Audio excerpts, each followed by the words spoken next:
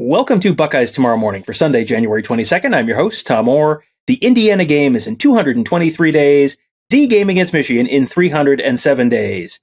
The NFL draft declaration deadline is well past. The transfer portal is closed, but still there were a couple guys on the Ohio State team who we weren't 100% sure what was going on with them. We got an answer on one of those recently on Saturday morning. And boy, it was a very important answer for Ohio State. And that answer was Josh Proctor, one of the returning safeties from the 2022 defense, is in fact going to be a returning safety for the 2023 defense. That's actually a pretty big deal. Proctor started the first few games last year, sort of, lost his starting job, but getting him back feels like that is going to be a very, very big deal for the Buckeyes as they sort of try to piece together what that secondary is going to look like this fall. My guest today is Kevin Noon of Buckeye Huddle.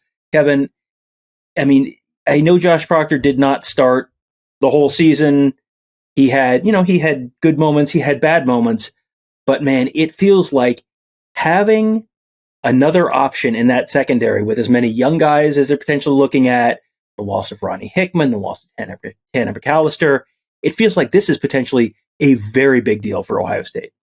Yeah, we're not that far removed from it looking like it's going to be Kai Stokes and Sonny Styles out there, and where we stand at that point as a cat walks through the back of my shot.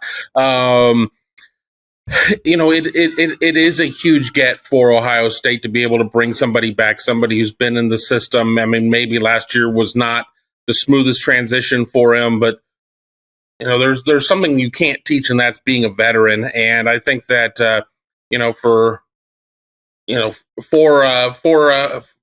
Proctor, there's going to be plenty of opportunity. Now, that doesn't mean that he's going to be handed anything. That doesn't mean that he's going to just automatically default over any of the young guys. You're going to have to be able to go out there and play, but we're not that far removed from the time where Ohio State's playing single high, and Josh Proctor really was the only guy that was capable of playing that position. So it's not like he suddenly forgot how to play football. It's just a matter of him getting up to speed within the system, and that's not always a quick move for every player out there. So, a huge get as we sit there and we've talked about transfer portal this and transfer portal that, and does Ohio State need to get a safety in the portal? Well, you get Josh Proctor back, and that's a big get. Yeah, absolutely. And they did get a safety in the portal. That was Jihad Carter out of Syracuse. Tony Gerderman and I talked about this on yesterday's show, and we sort of mentioned there was sort of a little bit of a question mark around Josh Proctor, but you got Jihad Carter and Cameron Martinez probably at the nickel spot, and then free safety, Lathan Ransom, Kai Stokes maybe, strong safety, maybe it's Sonny Styles, Malik Hartford, but if you can add a Josh Proctor in he's either going to be at the free or the strong. It feels like he's not really the nickel. He's going to be one of those deep safety spots.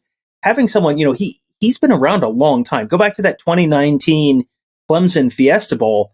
Josh Proctor was on the field on the good defense, the Jeff Hafley Ohio State defense, next to Jordan Fuller. Josh Proctor's getting minutes. So Josh Proctor has the athleticism. He has the experience where that definitely is going to give you just another option back there. And it does feel like, Tony on yesterday's show, we tried to go through and sort of figure out where guys could slot in. But it does feel like you could kind of mix and match the parts there a little bit more now, especially with Proctor back, where you could put Ransom at the free, you could put Proctor at the strong safety, you could flip them, you could do, there's just a lot of options, and they can continue trying different stuff. But to your point, having a guy who's now been in the Jim Knowles system for a year, that's going to be really big because Sonny Styles and Malik Hartford were the two guys that Tony talked about at the strong safety position. That is a guy who is a true freshman in Malik Hartford and a guy who, by all rights, should be a true freshman in Sonny Styles, who just graduated a year early. To have a veteran guy back there, that's a huge, huge safety blanket for Knowles, it feels like. Absolutely. And, there's no shortage of concern over where the defense stands going into 23. Obviously, we saw them take some strides early in 22, only to kind of fall off the table at the end. So all eyes are going to be on what this defense is going to look like, and having that veteran presence is going to be a good thing. Ohio State starts the schedule, as you said at the beginning of the show, at Indiana. That's the first game, a conference game, week 4 at Notre Dame. And it's not really a great schedule for Ohio State in terms of being one to break a lot of new players in with limited amount of home games, going with the 9-game conference, having 5 of them on the road and 4 at home. You want to sit there and have guys who have been there and done that. And again, if you get midway through the season and you find that the younger guys are better, then so be it. But Josh Proctor, somebody who's played a lot of football at Ohio State, certainly has dealt with some injuries. But it is a big return for Ohio State in terms of what it is that they need certainly at a position of need, that they thought enough to go out and get Jihad Carter. So, I think that safety room certainly sits better now than it did before we knew what the situation with Josh Proctor is. A long ways to go. We'll kind of see how it shapes up. But you got some talent in terms of some of the young guys there. But I'm very much in favor of Josh Proctor coming back, because I don't know what his NFL draft status would have been if he would have gone that route. I don't know necessarily what he would have found in terms of going via the portal. So, I think this was a decision that made sense for everybody. Yeah, and in case people are wondering, why is this was this really like an open question? You got to remember, he walked on senior day. He was one of the seniors who went out on senior day. So you get the impression that maybe late November he was thinking there was at least a decent possibility he's leaving. So the fact that he's coming back, that is a very pleasant surprise. One of those things that Ohio State really, probably needs moving into next year. They got it. They got a piece of very good news on that front this weekend. Another piece of very good news for Ohio State this weekend, something that they very, very much needed. Boy, oh boy, Chris Holtman's basketball team won a basketball game on Saturday. Boy, did they need that one. 93-77 over in Iowa. Kevin and I were both there covering the game at the Shot. It was a big recruiting weekend for football as well. I'm sure we're going to be talking about that with Alex or Mark or both in the coming days. But we saw a number of the football recruits there at the game, including the Armstrong twins, the 2024 offensive lineman, 2025 quarterback Ryan Montgomery, and a number of current commits as well, including 2024 offensive lineman Ian Moore and the 2023 in-state offensive linemen Josh Padilla, Austin Sierveld, and Luke Montgomery. All those guys were there. Big recruiting event for Ohio State, but an even bigger win for Chris Holtman and the basketball Buckeyes. 27 points from Bryce Sensabaugh leading the way, but a really balanced scoring attack. Isaac Likely, 18 points, Zed Key with 11, Sean McNeil with 10. After a morning dentist visit, he was a game-time decision and then played a big role in getting the Buckeyes off to a good start there. Justice Suing with 10, and boy, Kevin, you got a chance to talk to to Chris Holtman after the game. That had to just be an enormous kind of weight off his shoulders to get that losing streak in the rearview mirror. Absolutely. And you look at how Ohio State in its 5-game losing streak, all these games were close. Whether or not it was a case of Ohio State giving up a lead or spotting a team, a decent-sized lead, and then clawing back but not being able to get over the hump. Ohio State opened up, I believe, a 12-point lead in the first half, only to have Iowa claw back. And then Ohio State ends up coming out strong in the second half, just kind of blows the doors off of Iowa. But even with that, Iowa was able to get it to 8 several times, and then Ohio State just managed to have that next move ready. But, Bryce Sensabaugh, we know what he is. He's a player, he's a shooter, he's going to get it done. What we also know is probably not going to see him around here next year. He's playing his way into kind of that Malachi Branham type of role as somebody, we'll probably get to see him for 2 years. Oh, wait, no, we won't. Well, that's kind of how I feel about Sensabaugh. Isaac Likely was really the story for me. Somebody who has been very missing in terms of somebody who demands the ball and is putting shots up. Very different type of attack from him today.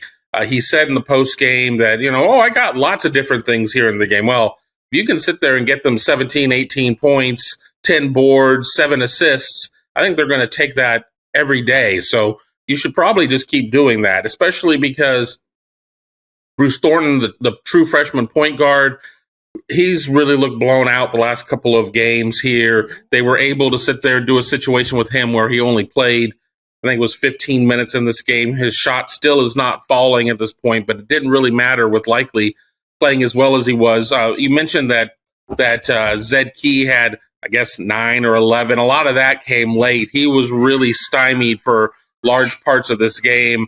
He was able to get inside, but just couldn't really find his range, but managed to get it down the stretch when they needed it. And with Sean McNeil, I spoke to somebody around the team.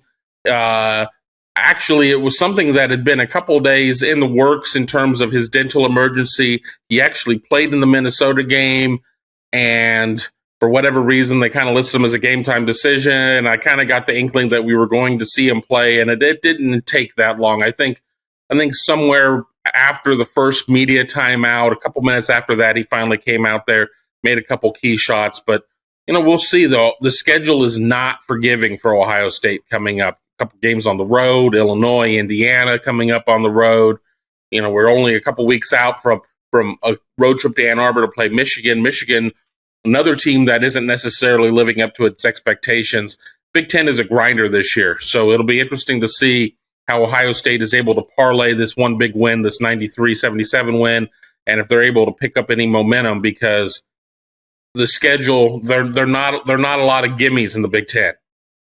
Yeah, and that schedule is why this was such a crucial game, because they were coming in off a 5-game losing streak. You had this one home game, and then you got to go to Illinois, you got to go to Indiana, and boy, there was a very obvious path for this 5-game losing streak to turn into an 8-game losing streak, and that's the difference between you've played yourself onto the bubble to you've played yourself completely out of the tournament. This was a very, very big win, and it did, you mentioned they got off to a good start. They had a 31-22 lead. And the vibe was very similar to the Purdue game a couple weeks ago, where they got out to a big lead. I think that might have been 10, even 11 points. This one was a 9-point lead. And then the opponent just chips away. And all of a sudden you go into half and you're up by 2 points. It went from a 31-22 Ohio State lead to a 37-35 Ohio State lead. But then they were able to sort of seize the initiative later on in the second half. They kind of came out of the locker room. Iowa's last lead came 12 minutes into the game. So Ohio State, even though the lead got chipped down to 2, the Buckeyes were able to take control late in the game. But right at the end of the game, boy, if you turn the game off with a couple minutes left in Ohio State in a comfortable lead, you missed a little bit of drama at the end of the game. The very last bucket of the game was Zed Key throwing down a dunk with 36 seconds left for the final score to make it 93-77. But then some bad news. He walked off the court injured. What was the latest on Zed Key and his status? He's obviously just been coming back. He missed a bunch of time with that shoulder injury. He's back. He's playing. He's sort of starting to get back into the flow of things. And now another injury. Did Chris Holtman have an update on that? He didn't get into it in much depth, but said we do not expect this to be a long-term injury, which leads me to believe that there's potential for maybe missing a game or two in there, because you try to pick up on how coaches address injuries, and certainly we're still kind of coming out of football. When Ryan Day says that generally means we're not expecting him back immediately. It appeared to be a knee injury of some sort. Chris asked him, why did you dunk it there? He said, well, because I was open. So it was a weird situation. There are going to be a lot of people who are going to second guess and be like, well, he should have had the quote unquote the scrubs in at that point. And it was still a game that even, Ohio State took Bryce Sensabaugh out 3 different times down the stretch, and he kept ending up back out there. And yes, Ohio State wins the game by 16. I was told there'd be no math, but, wins the game by 16. But it's certainly, fool me once, fool me twice, fool me thrice, and then we can kind of keep going there. Ohio State wasn't going to do anything to risk losing this game, but you kind of wish that Zed Key would have just kind of dribbled it out at that point. So now you kind of wait and see. I mean, fortunately for Ohio State, they have a few days before they have to go again. But, it's going to, Tuesday's going to get here soon enough, and going to Illinois, that's just, that's not an easy place to go play in that giant clamshell spaceship of theirs. Yes, that is definitely one of the more unique venues in the Big Ten, and not an easy place to win. Without Zed Key, if he is out, Felix Akapara would take a much bigger role with the team. I was very impressed with him today. He had 6 points, 2 rebounds, 3 blocks. He feels like someone who you're just sort of seeing him take these small steps that are sort of adding up over the course of the season, where he went from the guy who they just kind of threw in there for 2 minutes when they really desperately needed to give Zed Key a break, to now he's sort of starting to look like he's a little more comfortable and starting to take on a little bit more of a role player kind of role where, three blocks is not nothing. And that's something for a team that has struggled on the defensive end of the floor a little bit. A little bit of an eraser down by the bucket is not a bad thing. But it seems like if Zed Key is out for any kind of, whatever short term means, a week, 2 games, 3 games, whatever it ends up being, this could be a very, very important stretch for Felix Akapara. Yeah, you feel better if Felix is having to play 17 minutes a game versus 37 minutes a game. And if you don't have Zed Key, and, Zed and Felix are 2 very different players. I mean, the only thing they have in common is that they're both tall.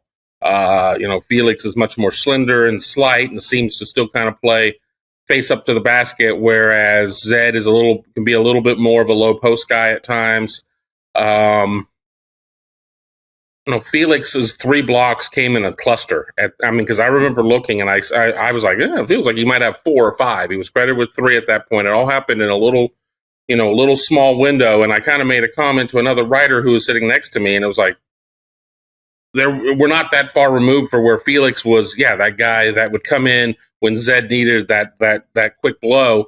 Now, Felix kind of holds his own to a certain extent. I mean, with apologies to playing a team like Purdue or something, Zach Edey is a bit of a problem.